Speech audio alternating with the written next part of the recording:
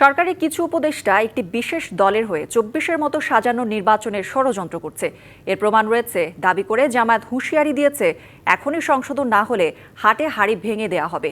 পিআর-সহ ৫ দফা দাবিতে মানববন্ধনে দলের নেতারা এসব কথা বলেন। এছাড়া জামায়াতের পক্ষে গণজোয়ার তৈরি হয়েছে বলেও দাবি দলটির।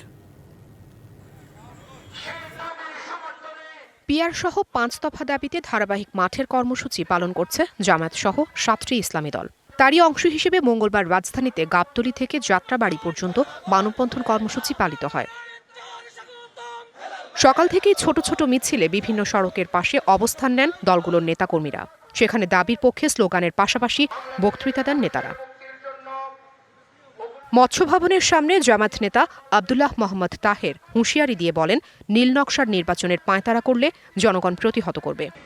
সরকারের ৪-৫ উপদেষ্টা একটি বিশেষ দলের পক্ষে সকল নিয়োগকে নিয়ন্ত্রণ করে প্রশাসনকে একটি দলীয় সরকারে পরিণত করার চেষ্টা করছে।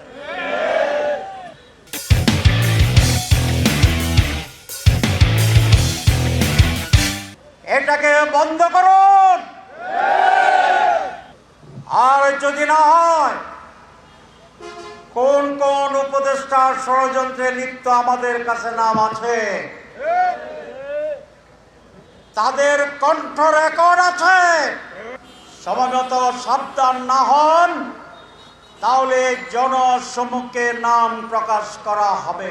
আর কিছু ছাড় দিয়ে জুলাই সনদ নিয়ে রাজনৈতিক দলগুলো মতৈক্যে পৌঁছাবে বলে আশা করেন দলটির আরেক নেতা গোলাম পরওয়ার। পৃথিবীর ৯১টা দেশে পিআর পদ্ধতি চালু আছে, তার মধ্যে প্রায় ৬টা পদ্ধতি ভিন্ন ভিন্ন রকম আছে। বাংলাদেশের কনটেক্সটে যেটা অ্যাপ্লিকেবল সেটাই আলোচনা হতে পারে। ফলে এটা দেশের মানুষের গণ আকাঙ্ক্ষার ভিত্তিতে যেহেতু হবে, ফলে জাতীয় নেতৃবৃন্দ নির্বাচনের আগেও আমরা আলোচনা করে এক টেবিলে এটা নিষ্পত্তি করতে পারি। খুলনার ডুমুরিয়ায় চুকনগরে নির্বাচনী গণসংযোগে অংশ নিয়ে তিনি আরো বলেন, জামায়াত ইসলামীর পক্ষে ব্যাপক সাড়া পেয়েছেন।